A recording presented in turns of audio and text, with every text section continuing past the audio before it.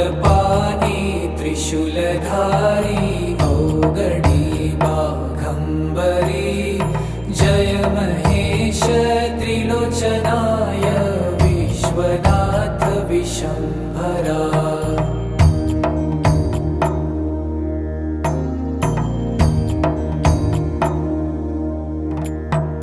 नाथ नागेश्वर हरोहर पाप साप विशापतम् महादेव महान भोले सदा शिव शिव शंकरा।